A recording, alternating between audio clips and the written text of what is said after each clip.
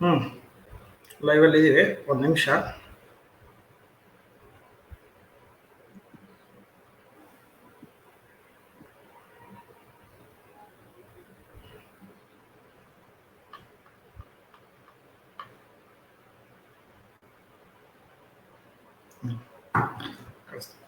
ಆತ್ಮೀಯರು ಎಲ್ಲರಿಗೂ ನಮಸ್ಕಾರ. ಸಾವರ್ಕರ್ ಯಾನ, ಈ ಯಾನದ 5ನೇ ದಿವಸಕ್ಕೆ ನಾವು ಬಂದಿದ್ದೀವಿ. ಕಳೆದ 4 ದಿವಸಗಳಿಂದ ಅನೇಕ ಗಣ್ಯರು ಬಂದು ಸಾವರ್ಕರ್ ಕೃತಿಗಳನ್ನು ಓದ್ತಿದ್ದಾರೆ. ಇವತ್ತಿನ ಮುಖ್ಯ ಅತಿಥಿಯಾಗಿ ಬಂದಿರುವಂಥವರು ಶ್ರೀ ಮಯೂರ್ ರಾಘವೇಂದ್ರ ಅವರು ನಮ್ಮ ಮಧ್ಯೆ ಇದ್ದಾರೆ.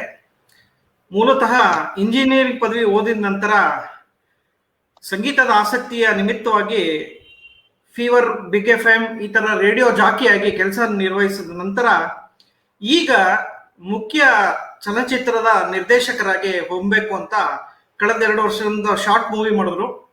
ಈಗ ಕಳೆದ 2 ವರ್ಷದ ಹಿಂದೆ ಕನ್ನಡ ಗೊತ್ತಿಲ್ಲ ಎಂಬ ಚಲನಚಿತ್ರವನ್ನು ನಿರ್ದೇಶಿಸಿದ್ರು. ತುಂಬಾ ಹೆಸರುವಾಸಿಯಾಗಿರುವಂತ ಮಯೂರ್ ರಾಘವೇಂದ್ರ ಅವರು ಇತ್ತೀಚೆಗೆ ನಡೆದಂತ ಸೈಮಾ ಅವಾರ್ಡ್ ನಲ್ಲಿ ಬೆಸ್ಟ್ ಡೆಬ್ಯೂಟೆಂಟ್ ಡೈರೆಕ್ಟರ್ ಅವಾರ್ಡ್ ಅನ್ನು ಪ್ರಶಸ್ತಿ ಪಡೆದಿದ್ದಾರೆ. ಅವರಿಗೆ ಅಭಿನಂದನೆ ಸಲ್ಲಿಸುತ್ತಾ, ಮುಂದೆ ಇನ್ನೂ ಹಲವಾರು ಉತ್ತಮ ಚಿತ್ರಗಳನ್ನು ಮಾಡೋದ್ರಲ್ಲಿ ಯುವ ಪ್ರತಿಭೆ ನಮ್ಮ ಮುಂದೆ ಇದ್ದಾರೆ. ಅವರು ಈ ಸಾವರ್ಕರ್ ಯಾನದಲ್ಲಿ ಜೋಡಿಸ್ಕೊಂಡು ಇವತ್ತಿನ ಹಿಂದುತ್ವದ ಪುಸ್ತಕವನ್ನ ಅವ್ರು ಓದೋದಿದ್ದಾರೆ. ದಯವಿಟ್ಟು ಮಯೂರ್ ಅವರು ಓದ್ಬೇಕು ಅಂತ ನಾನು ಕೇಳ್ಕೊಂತಿದ್ದೇನೆ. ಬಹಳ ಧನ್ಯವಾದಗಳು. ಎಲ್ರಿಗೂ ನಮಸ್ಕಾರ. So good evening. ನನಗೆ ಈ ಅವಕಾಶ ಸಿಕ್ಕಿರೋದು ಬಹಳ ಖುಷಿ ಆಗ್ತಾ ಇದೆ. ಹಿಂದುತ್ವ, ಸೊ ಸಾವರ್ಕರ್ ಯಾನದ ಈ ಒಂದು ಪುಸ್ತಕದಲ್ಲಿ ಇವತ್ತು ನಾನು ಅಧ್ಯಾಯ 4, 5 ಹಾಗೂ 6 ಮೂರನ್ನ ಓದ್ತಾ ಇದ್ದೀನಿ. ಎಲ್ಲಾದ್ರೂ ತಪ್ಪಾದ್ರೆ ದಯವಿಟ್ಟು ಕ್ಷಮೆ ಇರ್ಲಿ ಅಂತ ಮುಂಚೆನೆ ಹೇಳ್ತಾ ಇದ್ದೀನಿ. ಸೊ ಅಧ್ಯಾಯ 4ರಿಂದ ನಾನು ಶುರು ಮಾಡ್ತಾ ಇದ್ದೀನಿ. ಅಧ್ಯಾಯ 4, ಹಿಂದೂಗಳು ಒಂದು ರಾಷ್ಟ್ರ. ಸಿಂಧು ಅಥವಾ ಹಿಂದೂ ಎಂಬ ಅತ್ಯಂತ ಪರಾಕ್ರಮಶಾಲಿ ಜನಾಂಗ ಪಂಚನದಿ ಪ್ರಾಂತದಲ್ಲಿ ಬಹುಕಾಲ ಹೇಗೆ ತಾನೇ ಇರುತ್ತದೆ. ಅವರು ತಮ್ಮ ಸಾಮರ್ಥ್ಯದಿಂದ ಫಲವತ್ತಾದ, ಈಗಲೂ ಫಲವತ್ತಾಗಿರುವ ದಕ್ಷಿಣ ಭಾಗವನ್ನು ಆಕ್ರಮಿಸಿಕೊಳ್ಳುತ್ತಾ ಬಂದರು. ಘೋರ ಅರಣ್ಯಗಳನ್ನು ನಾಶಪಡಿಸಿ ಸುಂದರ ವಸತಿ ಪ್ರದೇಶಗಳನ್ನು ನಿರ್ಮಿಸಿದರು. ಅನೇಕ ಜನಾಂಗಗಳು ಸಂಪರ್ಕದಿಂದ ಕಾಲಕ್ಕೆ ತಕ್ಕಂತೆ ತಮ್ಮಲ್ಲಿ ಸುಧಾರಣೆಗಳನ್ನು ಮಾಡಿಕೊಂಡು ತಮ್ಮ ಪ್ರಭಾವ ಹೆಚ್ಚಿಸಿಕೊಂಡರು. ಕೊನೆಗೆ ರಾಜಕೀಯ ದೃಷ್ಟಿಯಿಂದ ಆರ್ಯ ಜನಾಂಗದ ರಾಜರು ಚಕ್ರವರ್ತಿ ಪದವಿಯನ್ನು ಸಹ ಪಡೆದುಕೊಂಡರು. ಈ ರೀತಿ ಸಾರ್ವಭೌಮರಾದವರಲ್ಲಿ ಶ್ರೀರಾಮಚಂದ್ರ ಮೊದಲಿಗ. ಇವನು ದಕ್ಷಿಣದ ಸಮುದ್ರದವರೆಗೂ ದಂಡೆತ್ತಿ ಬಂದು ಲಂಕೆಯ ತನಕವೂ ತನ್ನ ಸಾರ್ವಭೌಮತ್ವವನ್ನು ಸ್ಥಾಪಿಸಿದ. ಹಿಮಾಲಯದಿಂದ ಕನ್ಯಾಕುಮಾರಿಯ ತನಕ ದಿಗ್ವಿಜಯ ಮಾಡಿದ ಪ್ರಥಮ ಚಕ್ರವರ್ತಿ ಪ್ರಭು ರಾಮಚಂದ್ರ. ಇವನ ಅಶ್ವಮೇಧ ಯಾಗದ ವಿಜಯದ ಕುದುರೆ 8 ದಿಕ್ಕುಗಳಲ್ಲಿ ಸಂಚಾರ ಮಾಡಿ ಯಾರಿಂದಲೂ ವಿರೋಧವನ್ನು ಎದುರಿಸದೆ ಅಯೋಧ್ಯೆಗೆ ಮರಳಿ ಬಂದ ದಿನವೇ ಅಖಂಡ ರಾಷ್ಟ್ರದ ನಿರ್ಮಾಣವಾಯಿತು. ಆರ್ಯವಂಶದ ಭೂಪತಿಗಳು ಮಾತ್ರ ರಾಮಚಂದ್ರ ಪ್ರಭುವಿನ ಅಂಕೆಗೆ ಒಳಪಟ್ಟರು ಎಂದಲ್ಲ. ಆರ್ಯೇತರು ರಾಜ್ಯರು ದಕ್ಷಿಣದಲ್ಲಿದ್ದ ಹನುಮಂತ, ಸುಗ್ರೀವ, ವಿಭೀಷಣ ಮುಂತಾದವರು ರಾಮಚಂದ್ರನ ಸಾಮ್ರಾಜ್ಯವನ್ನು ಒಪ್ಪಿಕೊಂಡರು. ಅದು ಹಿಂದೂ ಜನತೆ ಉದಯಿಸಿದ ದಿನ. ಅದೇ ಹಿಂದೂ ಜನಾಂಗದ ರಾಷ್ಟ್ರೀಯ ದಿವಸ.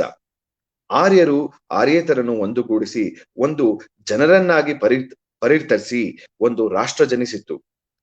ಹಿಂದೆ ಆಗಿ ಹೋದ ತಲೆಮಾರುಗಳ ಪ್ರಯತ್ನದ ಸಮಾರೋಪ ಅದು.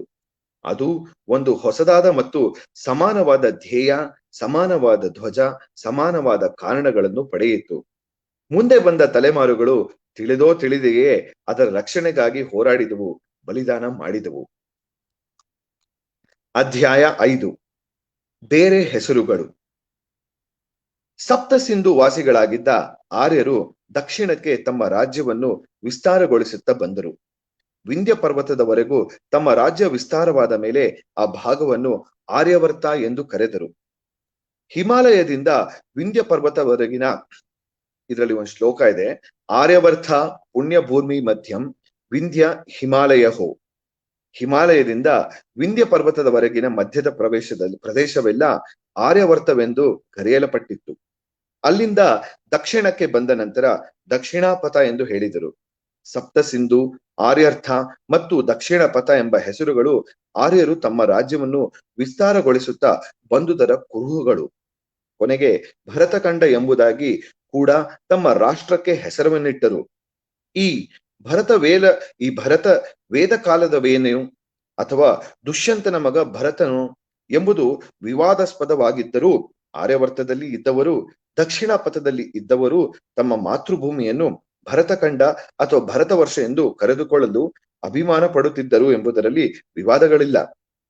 ಹಿಮಾಲಯದಿಂದ ದಕ್ಷಿಣ ಸಮುದ್ರದ ತನಕ ಇದ್ದ ಎಲ್ಲ ಜಾತಿ, ಸಂಸ್ಕೃತಿ, ಧರ್ಮ, ಮತ, ಪಂಥದವರು ತಾವು ಭಾರತೀಯರೆಂದು ಹೇಳಿಕೊಳ್ಳಲು ಪ್ರಾರಂಭಿಸಿದರು. ಆರಂಭದ ಸಿಂಧು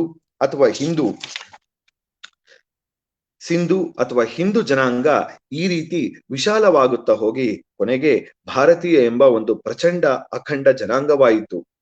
ವಿಷ್ಣು ಪುರಾಣದಲ್ಲಿ ಬರುವ ಈ ವ್ಯಾಖ್ಯೆ ಬಹಳ ಅರ್ಥಪೂರ್ಣ ಮತ್ತು ಸರಿಯಾದ ವ್ಯಾಖ್ಯೆಯಾಗಿದೆ. ಉತ್ತರಂ ಯತ್ಸಮುದ್ರಸ್ಯ ಹಿಮಾದ್ರಶ್ಚೈ ದಕ್ಷಿಣಂ ವರ್ಷಂ ತದತ್ ಭಾರತಂ ನಾಮ ಭಾರತಿ ಯತ್ರ ಸಂತತಿಹಿ. ಉತ್ತರದಲ್ಲಿ ಹಿಮಾಲಯ, ದಕ್ಷಿಣದಲ್ಲಿ ಸಮುದ್ರ, ಇದರ ಮಧ್ಯದ ದೇಶ ಭಾರತ. ಇಲ್ಲಿ ಇರುವವರು ಭಾರತೀಯರು. ಹೀಗೆ ಭಾರತ ವರ್ಷ ಮತ್ತು ಭಾರತೀಯರು ಎಂಬ ಹೊಸ ಹೆಸರನ್ನು ಹೊಂದಿದರೂ ಹಿಂದೂ ಅಥವಾ ಸಿಂಧು ಎಂಬ ತಮ್ಮ ಪ್ರಾಚೀನ ಹೆಸರನ್ನು ಏನು ಮರೆತು ಬಿಡಲಿಲ್ಲ. ಸಿಂಧು ನದಿಯ ದಡದಲ್ಲಿರುವ ಸಿಂಧು ನಿವಾಸಿಗಳು ತಮ್ಮ ನಾಡನ್ನು ಸಿಂಧು ಸೌವೀರ ಎಂದು ಕರೆದುಕೊಳ್ಳುತ್ತಿದ್ದರು. ಭಾರತೀಯ ಯುದ್ಧದಲ್ಲಿ ಸಿಂಧು ಸೌವೀರ ದೇಶದ ರಾಜನು ಬಹಳ ಪ್ರಮುಖನಾಗಿದ್ದನೆಂಬ ಉಲ್ಲೇಖ ಅಲ್ಲಲ್ಲಿ ಬಂದಿದೆ. ಹಿಂದೂ ಅಥವಾ ಸಿಂಧು ಜನಾಂಗವು ಭಾರತೀಯ ಜನಾಂಗ ಎಂಬ ಹೆಸರು ಇಟ್ಟುಕೊಂಡರೂ ಪರರಾಷ್ಟ್ರ ಜನರು ನಮ್ಮನ್ನು ಮೊದಲಿನ ಹೆಸರಿನಿಂದಲೇ ಕರೆಯುತ್ತಿದ್ದರು. ಅಬೆಸ್ಥ ಕಾಲದ ಪಾರಸಿ ಜನತೆ ನಮ್ಮನ್ನು ಹಿಂದೂ ಜನರು ಎಂದು ಕರೆಯುವುದನ್ನು ಕೇಳಿಸಿಕೊಂಡಿದ್ದ ಅಂದಿನ ಗ್ರೀಕರು ನಮ್ಮನ್ನು ಇಂಡೋಜ್ ಎಂದು ಕರೆದರು. ಅನಂತರ ಅಮೆರಿಕ ಸಹ ನಮ್ಮನ್ನು ಇಂಡಿಯನ್ ಎಂದು ಕರೆಯುತ್ತಿತ್ತು. ನಮ್ಮ ದೇಶದಲ್ಲಿ ಕೆಲವು ಕಾಲ ನೆಲೆಸಿದ್ದ ಹುಯೆನ್ ಸಾಂಗ್ ಸಹ ನಮ್ಮನ್ನು ಸಿಂಧು ಅಥವಾ ಹಿಂದೂ ಎಂದು ಕರೆದಿದ್ದಾನೆ. ಪಾರ್ಥಿಯನ್ ಜನರು ಮಾತ್ರ ಅಫ್ಘಾನಿಸ್ತಾನವನ್ನು ಶ್ವೇತದೀಪ ಎಂದು ಹೇಳಿದ್ದರು. ಇಂಥ ಕೆಲವರು ಹೇಳಿಕೆಯನ್ನು ಬಿಟ್ಟರೆ ಎಲ್ಲರೂ ನಮಗೆ ಭಾರತೀಯರು ಎಂಬ ನಮ್ಮ ಹೊಸ ಹೆಸರನ್ನು ಬಳಸದೆ ಹಿಂದೂ ಎಂದು ಪ್ರಾಚೀನ ಹೆಸರನ್ನೇ ಉಪಯೋಗಿಸುತ್ತಾ ನಮ್ಮ ದೇಶವನ್ನು ಹಿಂದೂಸ್ತಾನ ಎಂದು ಕರೆಯುತ್ತಾ ಬಂದಿದ್ದಾರೆ. ಅದೇ ರೀತಿ ಭರತಖಂಡ, ಭರತ ವರ್ಷ ಎಂಬ ಹೊಸ ಹೆಸರುಗಳು ಮರೆಯಾಗಿ ಮೊದಲಿದ್ದ ಹಿಂದೂಸ್ತಾನ ಎಂಬ ಹೆಸರ ಬಳಕೆಯಲ್ಲಿ ಉಳಿದುಕೊಂಡಿತು. ನಾವು ಇಟ್ಟುಕೊಳ್ಳುವ ಹೆಸರಿಗಿಂತ ಬೇರೆಯವರ ನಮ್ಮನ್ನು ಹೇಗೆ ಕರೆಯುವರೋ ಹಾಗೆಯೇ ಅದು ಪ್ರಚಾರದಲ್ಲಿರುವುದು ಸ್ವಾಭಾವಿಕ. ಅಧ್ಯಾಯ 6. ಬೌದ್ಧ ಧರ್ಮದ ಪತನ. ಬೌದ್ಧ ಧರ್ಮದ ಪತನಕ್ಕೆ ಇರುವ ಪ್ರಮುಖ ಕಾರಣ ವಿದ್ವಾಂಸರ ಗಮನ ಸೆಳೆದಿಲ್ಲ. ಅದಕ್ಕೆ ಎಷ್ಟು ಮಹತ್ವ ಸಿಗಬೇಕಿತ್ತೋ ಅಷ್ಟು ಮಹತ್ವ ದೊರೆತಿಲ್ಲ ಎಂಬ ಭಾವನೆ ನಮ್ಮದು. ಆದರೆ ಈಗ ಬರೆಯುತ್ತಿರುವ ವಿಷಯವು ದೂರದಿಂದಲಾದರೂ ಇದಕ್ಕೆ ಸಂಬಂಧ ಪಡದೆ ಇರುವುದರಿಂದ ಅದನ್ನು ಕುರಿತು ಇಲ್ಲಿ ಚರ್ಚಿಸಲು ಸಾಧ್ಯವಿಲ್ಲ. ಮುಂದೆ ಕೂಡ ಈ ವಿಷಯ ಕುರಿತು ಬೇರೆಯವರು ಬರೆಯದಿದ್ದರೆ ನಾನೇ ಬರೆಯುವ ಯತ್ನ ಮಾಡಬಹುದು. ದಾರ್ಶನಿಕವಾಗಿ ಬೌದ್ಧ ಧರ್ಮದ ಬಗ್ಗೆ ಇರುವ ಭಿನ್ನತೆಯ ಕಾರಣದಿಂದ ಮಾತ್ರವೇ ನಮ್ಮ ರಾಷ್ಟ್ರ ಬೌದ್ಧ ಧರ್ಮದ ವಿರುದ್ಧ ತಿರುಗುವಿತ್ತೆ. ಪೂರ್ಣವಾಗಿ ಅದು ಹಾಗಲ್ಲ. ಏಕೆಂದರೆ ಇಂಥ ಭಿನ್ನಾಭಿಪ್ರಾಯಗಳು ನಮ್ಮಲ್ಲಿ ಇದ್ದಿದ್ದೆ. ಅದರ ನಡುವೆ ದರ್ಶನಗಳು ಒಂದರೊಂದಾಗಿ ಇನ್ನೊಂದು ಅಸ್ತಿತ್ವದಲ್ಲಿ ಇದ್ದವು. ಹಾಗಾದರೆ ಈ ಪತನಕ್ಕೆ ಬೌದ್ಧ ಮಠಗಳ ದೌರ್ಬಲ್ಯ, ಅನೈತಿಕತೆಯ ಕಾರಣವಿರಬಹುದೇ? ಪೂರ್ಣವಾಗಿ ಅದು ಸಹ ಕಾರಣವಲ್ಲ. ಕೆಲವು ವಿಹಾರಗಳು ಸಡಿಲ ವರ್ತನೆಯು ಸೋಮಾರಿ, ಲಂಪಟರಾದ ಪರಾವಲಂಬಿಗಳಾದ ಗಂಡು ಹೆಣ್ಣುಗಳ ಸಮೂಹಕ್ಕೆ ಆಶ್ರಯ ನೀಡಿರಬಹುದು. ಅಂತಹವರು ತಮಗೆ ಸೇರದ ವಸ್ತುಗಳನ್ನು ಬಳಸುತ್ತಾ ಗೌರವಕ್ಕೆ ಅರ್ಹವಲ್ಲದ ವಿಷಯಗಳ ಅನ್ವೇಷಣೆಯಲ್ಲಿ ತಮ್ಮ ಜೀವನವನ್ನು ಕಳೆದಿರಬಹುದು. ಮತ್ತು ಇಂಥ ಚಿತ್ರಣ ಪರಿಸ್ಥಿತಿ ಕೇವಲ ಬೌದ್ಧ ಧರ್ಮಕ್ಕೆ ಮಾತ್ರವೇ ಸೀಮಿತವಾಗಿರಲಿಲ್ಲ. ಅಲ್ಲದೆ ಶ್ರೇಷ್ಠ ಆಧ್ಯಾತ್ಮಿಕ ಜೀವಿಗಳಾದ ಅರ್ಹತರ ಬಿಕ್ಕುಗಳ ಸಂತತಿ ಏನು ಮುಗಿದು ಹೋಗಿರಲಿಲ್ಲ. ಆದರೆ ಬೌದ್ಧರ ವಿಸ್ತರಣೆಯ ರಾಜಕೀಯ ಪ್ರಭಾವ ನಮ್ಮ ಜನಾಂಗದ ರಾಷ್ಟ್ರೀಯ ಅಸ್ತಿತ್ವಕ್ಕೆ ಹಾಗೂ ರಾಷ್ಟ್ರೀಯ ಪೌರುಷಕ್ಕೆ ಎಷ್ಟು ಹಾನಿ ಮಾಡಲಿದ್ದರೆ ಇಂಥ ದೌರ್ಬಲ್ಯಗಳು ಭಾರತದಲ್ಲಿ ಬೌದ್ಧ ಧರ್ಮದ ಪತನಕ್ಕೆ ಕಾರಣವಾಗುತ್ತಿರಲಿಲ್ಲ. ಶಾಕ್ಯ ಸಿಂಹನ ಜೀವನದಲ್ಲಿ ನಡೆದ ಘಟನೆ ಈ ದುರಂತಕ್ಕೆ ಮೂಲ. ಬೌದ್ಧ ಮಠಕ್ಕೆ ತಳಹದಿ ನಿರ್ಮಿಸುತ್ತಿದ್ದ ಪೂರ್ವಾಶ್ರಮದಲ್ಲಿ ರಾಜಕುಮಾರನಾಗಿದ್ದವನ ಬಳಿಗೆ ಶಾಕ್ಯ ಗಣತಂತ್ರದ ಬುಡಕಟ್ಟುಗಳು ದೌರ್ಭಾಗ್ಯದ ಸುದ್ದಿ ತಲುಪಿತು. ಅವನು ತನ್ನ ಬುಡಕಟ್ಟಿನ ಉತ್ತಮ ಜನರನ್ನು ತನ್ನ ಬಿಗು ಸಂಘಕ್ಕೆ ಈಗಾಗಲೇ ಸೇರಿಸಿಕೊಂಡಿದ್ದ. ಇದರಿಂದ ಪುಟ್ಟದಾದ ಶಾಕ್ಯ ಗಣತಂತ್ರದಲ್ಲಿ ಶ್ರೇಷ್ಠರಾದ ಶೂರರು ಕೊರತೆ ಇತ್ತು. ಹೀಗಾಗಿ ಈ ಗಣತಂತ್ರ ಬಲಿಷ್ಠರು ಯುದ್ಧ ಪ್ರಿಯರು ಆದವರ ಕೈಗೆ ಶಾಕ್ಯ ಸಿಂಹನ ಕಾಲದಲ್ಲೇ ಸಿಕ್ಕಿ ಬಲಿಯಾಯಿತು. ಈ ಸುದ್ದಿ ಅವನಿಗೆ ತಲುಪಿಸಲಾಯಿತು. ಬೋಧಿಯನ್ನು ಹೊಂದಿದ್ದ ಅವನು ಇದರಿಂದ ವಿಚಲಿತನಾಗಲಿಲ್ಲ ಎನ್ನಲಾಗಿದೆ. ಶತಮಾನಗಳು ಉರುಳಿದವು. ಶಾಕ್ಯ ರಾಜಕುಮಾರರಲ್ಲೇ ರಾಜಕುಮಾರರಾದರು. ಅವರು ಲೋಕಜಿತರು, ಅಂದರೆ ಲೋಕಗಳನ್ನು ಗೆದ್ದವರು ಅನಿಸಿಕೊಂಡರು. ಶಾಕ್ಯ ರಾಜ್ಯ ತನ್ನ ಗಡಿ ಮೀರಿ ಬೆಳೆಯಿತು. ಇಡೀ ಭಾರತವೇ ಅದರ ಗಡಿ ಎನ್ನಿಸಿಕೊಂಡಿತ್ತು. ಕಾವ್ಯಮಯ ಬಂಧ ಕಾವ್ಯಾನ್ಯಾಯವನ್ನು ಪೂರೈಸುವಂತೆ ಭರತ ವರ್ಷದಲ್ಲಿ ಹೊರಡಿದ್ದ ಕಪಿಲ ವಸ್ತುವಿನ ಬುಡಕಟ್ಟು ಗಣತಂತ್ರ ತನ್ನ ವಿಧಿ ಎಂಬಂತೆ ಬಲಿಷ್ಠರು ಯುದ್ಧ ಪ್ರಿಯರು ಆದ ಶಕ ಹಾಗೂ ಹೂಣರಿಗೆ ಸುಲಭವಾಗಿ ಬಲಿಯಾಯಿತು. ಮೊದಲಿನ ಸುದ್ದಿಯಂತೆ ಒಂದು ವೇಳೆ ಈ ಸುದ್ದಿ ಕೂಡ ಬೋಧಿಸತ್ವನಿಗೆ ತಲುಪಿದರೂ ಸಹ ಪ್ರಾಯಃ ಅವನು ಎಂದಿನಂತೆ ವಿಚಲಿತನಾಗದೇ ಇರುತ್ತಿದ್ದ. ಆದರೆ ಉಳಿದ ಹಿಂದೂಗಳು ಈ ಸೋಲಿನ ಕಹಿ ಮತ್ತು ರಾಜಕೀಯ ಅಧೀನತೆಯನ್ನು ಸ್ಥಿತಪ್ರಜ್ಞರಂತೆ ಒಪ್ಪಿಕೊಳ್ಳಲು ಸಿದ್ಧರಿರಲಿಲ್ಲ.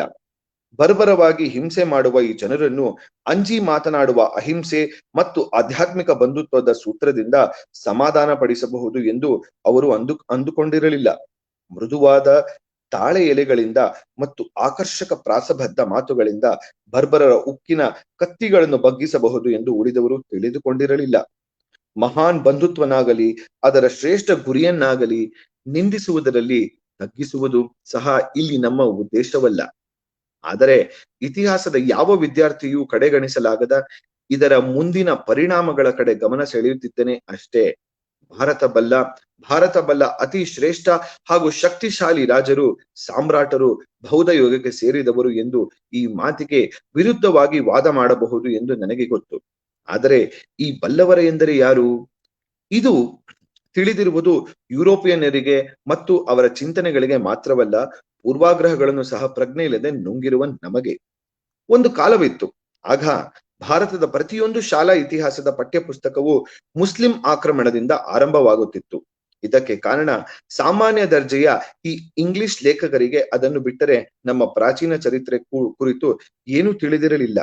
ನಂತರ ಯುರೋಪಿಯನ್ ಸಾಮಾನ್ಯ ಜ್ಞಾನ ಬೌದ್ಧ ಧರ್ಮದ ಉದಯದಷ್ಟು ಹಿಂದಿನ ತನಕ ವಿಸ್ತಾರವಾಯಿತು. ನಾವು ಸಹ ಇದು ಸೂಕ್ತವೆಂದುಕೊಂಡೆವು. ಈ ಚರಿತ್ರೆಯನ್ನು ನಮ್ಮ ಮೊದಲು ಹಾಗೂ ಶ್ರೇಷ್ಠ ಯುಗ ಎಂದು ನುಂಗಿದೆವು. ನಿಜವಾಗಿ ಇವೆರಡೂ ಸರಿಯಿಲ್ಲ.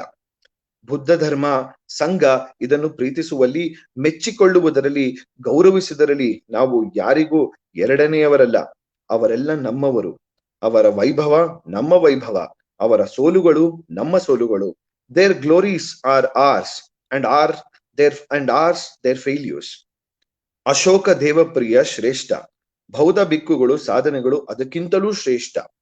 ಅಷ್ಟು ಶ್ರೇಷ್ಠತರವಲ್ಲದಿದ್ದರೂ ಸಾಕಷ್ಟು ಶ್ರೇಷ್ಠತಮ ಸಾಧನೆಗಳು, ಪವಿತ್ರವಾದ ವಿಷಯಗಳ ಕಾಲ ಅವರಿಗಿಂತಲೂ ಮೊದಲು ನಮ್ಮಲ್ಲಿ ಆಗಿ ಹೋಗಿತ್ತು. ಶ್ರೇಷ್ಠ ರಾಜಕೀಯ ಮತ್ತು ಮುತ್ಸದ್ದಿತನಗಳ ಯುಗ ಆಗಿ ಹೋಗಿತ್ತು. ಮುಂದಿನವರು ಅಂದರೆ ಬೌದ್ಧರು ಏನಾದರೂ ಅವರು ಹಾಗಾಗಲು ಕಾರಣವಾದರೆ ಈ ಹಿಂದಿನ ಯುಗದಿಂದ. ಹೀಗಾಗಿ ನಮ್ಮ ಜನಾಂಗದ ರಾಜಕೀಯ ಪರಾಕ್ರಮ ಹಾಗೂ ಶ್ರೇಷ್ಠತೆ ಮೌರ್ಯರಿಂದಾಗಿ ಆರಂಭವಾಗಿ ಅವರೊಂದಿಗೆ ಅಂತ್ಯವಾಯಿತು ಎಂದು ನಾನು ಭಾವಿಸಿಲ್ಲ. ಅಥವಾ ಬೌದ್ಧ ಧರ್ಮವನ್ನು ಸ್ವೀಕರಿಸಿದ್ದರಿಂದಲೇ ಅವರಿಗೆ ಪರಾಕ್ರಮ ಹಾಗೂ ಶ್ರೇಷ್ಠತೆ ಬಂದೆ ಎಂದು ನಾನು ಭಾವಿಸಿಲ್ಲ. ಬೌದ್ಧ ಧರ್ಮದಲ್ಲಿ ಹೇಳಿಕೊಳ್ಳುವಂತ ಎಷ್ಟೋ ಅಂಶಗಳು ಇವೆ, ಆದರೆ ಅವು ಈ ನಮ್ಮ ವಾಸ್ತವ ಪ್ರಪಂಚದಿಂದ ದೂರವಿವೆ. ಈ ನಮ್ಮ ವಾಸ್ತವ ಪ್ರಪಂಚದಲ್ಲಿ ಮಣ್ಣಿನ ಕಾಲ ಹೆಚ್ಚು ದಿನ ನಿಲ್ಲುವುದಿಲ್ಲ.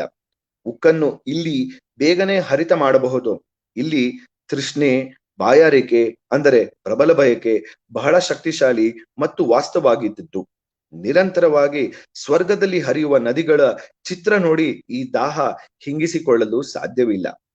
ಹೂಣರು ಮತ್ತು ಶಕರು ಆ ಕಾಲದಲ್ಲಿ ಜ್ವಾಲಾಮುಖಿಯಂತೆ ಅಗ್ನಿ ಪರ್ವತದ ಲಾವಾರಸದಂತೆ ಹೊರಟು ನಮ್ಮ ದೇಶದಲ್ಲಿ ಕೈಗೆ ಸಿಕ್ಕಿದ್ದನ್ನೆಲ್ಲ ಸುಟ್ಟು ಭಸ್ಮ ಮಾಡುತ್ತಿದ್ದಾಗ ನಮ್ಮ ದೇಶದ ಆ ಕಾಲದ ದೇಶಭಕ್ತರು ಮತ್ತು ದಾರ್ಶನಿಕರನ್ನು ಚಿಂತಿಸುವಂತೆ ಮಾಡಿದ್ದ ಅಂಶ ಇದಾಗಿರಬೇಕು.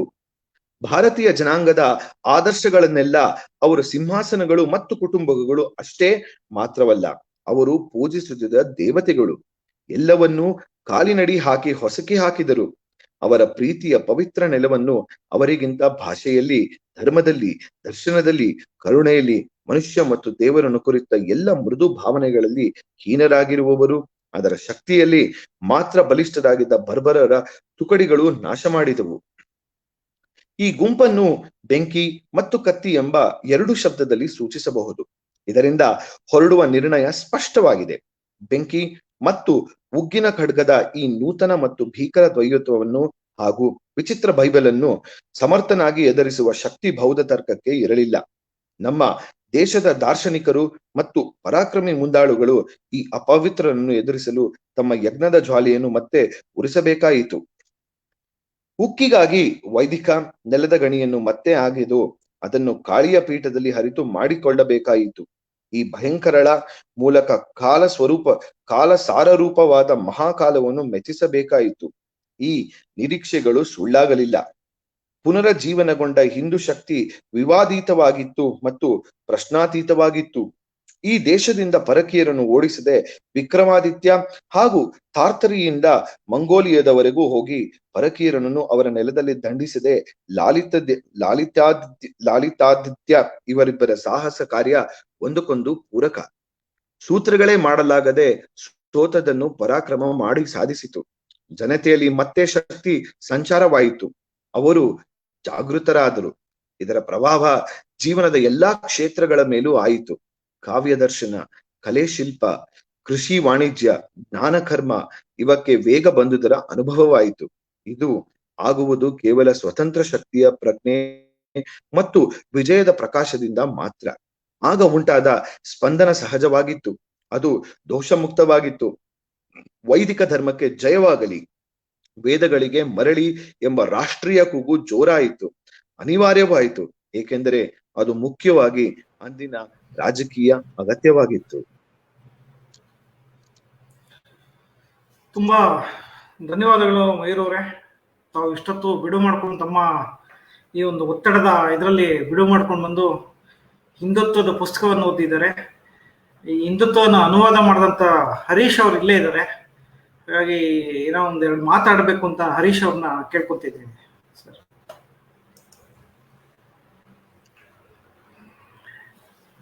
ಸರ್ ಮೈಕ್ ಆನ್ ಮಾಡ್ಬೇಕು ನಿಂದು.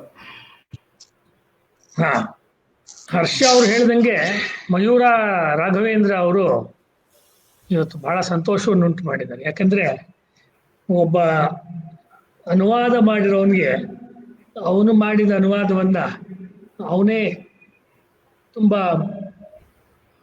ಸಾಮಾಜಿಕವಾಗಿ ಮತ್ತು ಸಾಮಾಜಿಕ ಜಾಲತಾಣದಲ್ಲಿ ಸಾಕಷ್ಟು ಪ್ರಸಿದ್ಧಿಯನ್ನು ಪಡೆದಿರುವಂತಹ ಮತ್ತು ಈ ವಿಷಯದ ಬಗ್ಗೆ ತುಂಬಾ ಆಸ್ಥೆಯನ್ನು ಇಟ್ಕೊಂಡಿರುವಂತಹ ಒಬ್ಬ ಯುವ ಕಲಾವಿದರು, ಸಿನಿಮಾ ಕಲಾವಿದರು ಇದನ್ನು ಓದುವುದು, ನಿರ್ದೇಶಕರು ಓದುವುದು ಒಂದು ಗೌರವ ಅಂತ ಭಾವಿಸ್ತೀನಿ. ಆದರೆ ಇದು ನನಗೆ ಸಿಕ್ಕಿರೋ ಗೌರವ ಅನ್ನೋಕ್ಕಿಂತ ಸಾವರ್ಕರ್ ಅವರ ಮೂಲ ವಿಚಾರಕ್ಕೆ, ಅವರ ಪುಸ್ತಕಕ್ಕೆ ಸಿಕ್ಕಿರುವಂತ ಒಂದು ಗೌರವ. ನನಗೇನು ಅನ್ನಿಸ್ತು ಅಂದ್ರೆ ಹರ್ಷ ಅವರೇ ಮತ್ತು ಮಯೂರ ಅವರೇ ಇದನ್ನು ಓದುವಾಗ ಆಮೇಲೆ ಅನುವಾದಗೊಂಡಂತ SR ಲೀಲಾ ಅವರ 6 ಚಿನ್ನದ ಯುಗಗಳು ಯಾವುದಿದೆ ಅದರ ಮೊದಲ 2 ಅಧ್ಯಾಯಗಳ ಒಂದು ಸಾರಾಂಶದ ತರ ಈ ಚಾಪ್ಟರ್ಸ್ ಇದೆ. ಅಂದ್ರೆ ಮೌರ್ಯರು, ಹೂಣರು ಮತ್ತು ಶಕರು ಈ 3 ಘಟ್ಟ ಇದೆಯಲ್ಲ, ಅದರಲ್ಲಿ ಹೂಣರು ಶಕರು ಹೊರಗಿನವರು. ಅಲ್ಲಿ ಅವರು ಗ್ರೀಕರಿಂದ ಶುರು ಮಾಡ್ತಾರೆ. ಇಲ್ಲಿ ಹೂಣರು ಶಕರನ್ನ ಹೇಗೆ ನಮ್ಮ ದೇಶದವರು ಬಗ್ಗು ಬಡಿದ್ರು, ನಮ್ಮ ಗಡಿಗಳಿಂದ ಅವರನ್ನ ಹೇಗೆ ಹಿಮ್ಮೆಟ್ಟಿಸಿದ್ರು ಅನ್ನೋದನ್ನ ಇಲ್ಲಿ ಬಹಳ ಸಂಕ್ಷಿಪ್ತವಾಗಿ ತುಂಬಾ ಪೊಯೆಟಿಕ್ ಆಗಿ ಹೇಳಿದ್ದಾರೆ. So Savarkar is basically A poet. ಅವ್ರು ಏನ್ ಮಾತಾಡಿದ್ರು ಅದು ಪೊಯೆಟ್ರಿ ತರನೇ ಅದು ಇರುತ್ತೆ. ಅದು ಗದ್ಯ ಕೂಡ ಅದು ಕಾವ್ಯಮಯ ಗದ್ಯನೇ ಅದು ಆಕ್ಚುಲಿ. ಅದು ಪೊಯಿಟಿಕ್ ಪ್ರೋಸ್ ಅಂತ ಕರೀತಾರೆ. ಹಾಗಾಗಿ ಇದೊಂದು ಗದ್ಯ ಕಾವ್ಯ. ಈ ಹಿಂದುತ್ವ ಸಾಹಿತ್ಯ ದೃಷ್ಟಿಯಿಂದ ಒಂದು ಗದ್ಯ ಕಾವ್ಯ. ಈ ರಾಜ್ಕುಮಾರ್ ಸಿನಿಮಾ ಡೈಲಾಗ್ಗಳಿರುತ್ತಲ್ಲ ದೊಡ್ಡ ಆ ಥರದ್ದು ಇದು ಆಕ್ಚುಲಿ. ಆಮೇಲೆ ಎರಡನೇದು, ಈ ಪುಸ್ತಕ ಏನು ಮಾಡ್ತು, ಈ ಇವಾಗ ಓದಂತ ಚಾಪ್ಟರ್ನೇ ಇಟ್ಕೊಂಡು ಹೇಳೋದಾದ್ರೆ ನನ್ನ ಅಬ್ಸರ್ವೇಷನ್, ಅದನ್ನ ಅವರು ಓದುವಾಗ ಹೇಳಿದ್ರು ಮಯೂರ ಅವ್ರಿಗೆ, ಇಂಡಿಯನ್ ಹಿಸ್ಟ್ರಿ ಅಂದ್ರೆ ಬ್ರಿಟಿಷ್ನವರ ಅಜ್ಞಾನದ ಮಿತಿನೇ ನಮ್ಮ ಇತಿಹಾಸದ ಆರಂಭ ಆಗಿತ್ತು. ಅವ್ರಿಗೆ ಎಷ್ಟು ನಮ್ಮ ಬಗ್ಗೆ ಇಗ್ನೋರೆನ್ಸ್ ಇದೆಯೋ that means the our first chapter. ಅವ್ರಿಗೆ ಏನ್ ಗೊತ್ತಿಲ್ವೋ ಬಾಸ್ಗೆ ಏನ್ ಗೊತ್ತಿಲ್ವೋ ನಮಗೂ ಅದು ಗೊತ್ತಿಲ್ಲ, ಬಾಸ್ ಈಸ್ ಆಲ್ವೇಸ್ ರೈಟ್ ಅಂತ ಇವತ್ತೇನ್ ಮ್ಯಾನೇಜ್ಮೆಂಟ್ ಅಲ್ಲಿ ಹೇಳ್ತಾರೆ. ಸೊ ಬ್ರಿಟಿಷರ್ ಅಂದ್ಮೇಲೆ ಬ್ರಿಟಿಷ್ನವರಪ್ಪ, ಅವರೇ ಹೇಳ್ತಿಲ್ಲ ವೇದಗಳ ಮೇಲೆ ಅಂದ್ಮೇಲೆ ಮುಗೀತು. ಅವ್ರು ಬುದ್ಧನ ಬಗ್ಗೆ ಹೇಳ್ತಿಲ್ಲ ಅಂದ್ಮೇಲೆ ಮುಗೀತು. ಅವ್ರು ಇನ್ನೊಂದು ಪೀರಿಯಡ್ ಬಗ್ಗೆ, ಚಾಣಕ್ಯನ ಬಗ್ಗೆ ಅಥವಾ ಚಂದ್ರಗುಪ್ತನ್ ಹೇಳಿಲ್ಲ ಅಂದ್ರೆ ಅದು ಲೆಕ್ಕಕ್ಕಿಲ್ಲ. ಅವರು ಹೇಳ್ತಾ ಇದ್ದಿದ್ದೆಲ್ಲ ಮುಘಲ್ ಪೀರಿಯಡ್ ಇದೆ. ಯಾಕೆಂದ್ರೆ ಇಮಿಡಿಯೇಟ್ಲಿ ಅವ್ರನ್ನ ಎದುರಿಸಿದವರು ಹೆಚ್ಚಾಗಿ ಹಿಂದೂ ರಾಜರು ಮತ್ತು ಮುಸ್ಲಿಂ ಡಾಮಿನೇಟೆಡ್ ಭಾಗಗಳಲ್ಲೇ ಇದ್ದಿತ್ತು. ಅದು ಇವತ್ತು ಅಫ್ಘಾನಿಸ್ತಾನ್ ಇರ್ಬೋದು, ಇವತ್ತಿನ ಪಾಕಿಸ್ತಾನ ಅಂತ ಕರೆಯುವಂತ ಅವತ್ತಿನ ಭಾರತದ ಬಾರ್ಡರ್. ಹಾಗಾಗಿ ಅವ್ರ knowledge it was mainly derived from the Persian, Arabic and other source. Urdu ಕೂಡ ಹುಟ್ಟೇ ಇರಲಿಲ್ಲ, ಉರ್ದು ಅಂತ ಇರಲಿಲ್ಲ. ಹೀಗಾಗಿ ಏನಾಯ್ತು, ಅವರು ಇಂಡಿಯನ್ ಹಿಸ್ಟ್ರಿಯನ್ನು ಶುರು ಮಾಡಿದ ಕಟ್ ಆಫ್ ಡೇಟ್ ಇದೆಯಲ್ಲ, ಅದು ಇಸ್ಲಾಮಿಕ್ ಪೀರಿಯಡ್. ಹೀಗಾಗಿ ನಮಗೆ ಒಂದು 500 ವರ್ಷದ ಹಿಸ್ಟ್ರಿ ಇದೆ, ನಿಮ್ಗೊಂದು 1,000 ವರ್ಷದ ಹಿಸ್ಟ್ರಿ ಇದೆ. ನಮ್ದು 500 ವರ್ಷದ ಇಂಡಿಪೆಂಡೆಂಟ್ ಹಿಸ್ಟ್ರಿ, ನಿಮ್ದು 1,000 ವರ್ಷದ ಗುಲಾಮ್ಗಿರಿ ಹಿಸ್ಟ್ರಿ. ಈ ತರ ಅವ್ರು ಇಂಟರ್ಪ್ರಿಟೇಷನ್ ಕೊಡ್ತಾ ಇದ್ರು. ಅಂದ್ರೆ ಯಾರೋ ಮಲ್ಲಿಕ್ ಕಾಫರ್ ಅವರಿಂದ ಇವರಿಂದ ಶುರು ಮಾಡ್ತಾರೆ. ಆಮೇಲೆ ಒಬ್ರು, ನನ್ನ ಸರಿ ಇದ್ರೆ ಕೃಷ್ಣಸ್ವಾಮಿ ಅಯ್ಯರ್ ಅಂತ, ಅವರು history of south India as told by it's historians ಅಂತ ಒಂದು ಪುಸ್ತಕ ಬರೀತಾರೆ. ದಕ್ಷಿಣ ಭಾರತದ ಇತಿಹಾಸವನ್ನ ದಕ್ಷಿಣ ಭಾರತದ ಇಂಡಿಯನ್ ಸೋರ್ಸಸ್ ಮೂಲಕನೇ ಕನ್ಸ್ಟ್ರಕ್ಟ್ ಮಾಡುವಂತ ಒಂದು ಕೆಲಸವನ್ನ ಅವರು ಮಾಡಿದ್ರು. ಆ ಪುಸ್ತಕ ನೋಡಿದೆ. ಆಮೇಲೆ ಇನ್ನು ಬೇರೆ ಬೇರೆಯವರು ಆ ವಾಲ್ಯೂಮ್ಸ್ ನಲ್ಲಿ ಅವರು ಈ ಕೆಲಸವನ್ನು ಮಾಡ್ತಾ ಹೋದಾಗ ಇಂಡಿಯನ್ ಹಿಸ್ಟ್ರಿ ಇಷ್ಟು ದೊಡ್ಡ ಮಟ್ಟದಲ್ಲಿದೆ ಅಂತ ಗೊತ್ತಾಯ್ತು. ಆದ್ರೆ ಏನೇ ಆದ್ರೂ ನಿಮ್ ಹಿಸ್ಟ್ರಿ ಸೋಲಿನ ಇತಿಹಾಸ. ಬೇರೆಯವ್ರು ಬಂದಿರ್ಬೋದು, ಅವರು ನಿಮ್ಗೆ ಹೊಡೆದು ಹೋಗಿದ್ದಾರೆ, ವಾಪಸ್ ಹೊಡೆದು ಸಾಕಾಗಿ ವಾಪಸ್ ಹೋಗಿದ್ದಾರೆ ಅವರು. ನೀವು ಹೊಡೆಸ್ಕೊಂಡು ಹಿಮ್ಮೆಟ್ಟಿದ್ದೀರಾ. ಈ ರೀತಿ ಒಂದು ಸೋಲಿನ ಒಂದು ಕಂಟಿನ್ಯೂಸ್ ಆದಂತ ಒಂದು ಡಿಫೀಟಿನ ಒಂದು ಸೆಟ್ ಬ್ಯಾಕ್, ಅದರ ಕಥೆ ಅಂತಾನೆ ಅವರು ಹೇಳಿದ್ರು. ಆಮೇಲೆ ನಮ್ಮವರು ಅದನ್ನ ನಂಬ್ಕೊಂಡ್ರು. ಮೋಸ್ಟ್ ಆಫ್ ದಿ ICS ಅಂತ ಇಂಡಿಯನ್ ಸಿವಿಲ್ ಸರ್ವಿಸ್ ಏನು ಓದ್ತಾ ಇದ್ರು, ಅವರಿಗೆ ಬ್ರಿಟಿಷ್ನವ್ರು ಇಂಡಿಯಾಗೆ ಬಂದಿರೋದು it is nothing but natural ಅಂತ. ಮುಂಚೆ ಅವ್ರು ಬಂದ್ರು, ಇವರು ಬಂದಿದ್ದಾರೆ, ಎಲ್ಲರೂ ಹೊಡೆದಿದ್ದಾರೆ, ಇವರು ಹೊಡಿತಾರೆ, ನಮ್ಗೆ ಏನಿದೆ ಅದರಲ್ಲಿ ಅಂತಿತ್ತು. ಇದನ್ನ ಚಾಲೆಂಜ್ ಮಾಡೋಕ್ಕೆ ಅಕಾಡೆಮಿಕ್ ಸ್ಕಾಲರ್ಸ್ಗೆ ಆಗ್ಲಿಲ್ಲ. ಯಾಕಂದ್ರೆ ನಾವು ಗಮನಿಸ್ಬೇಕು, ಅನೇಕ ಸತಿ ಬುದ್ಧಿವಂತಿಕೆ ಮತ್ತು ಜ್ಞಾನದ ಜೊತೆಗೆ ಒಂದು ನೈತಿಕವಾದ ಧೈರ್ಯ ಬೇಕಾಗತ್ತೆ, ಒಂದು ಮಾರಲ್ ಕರೇಜ್.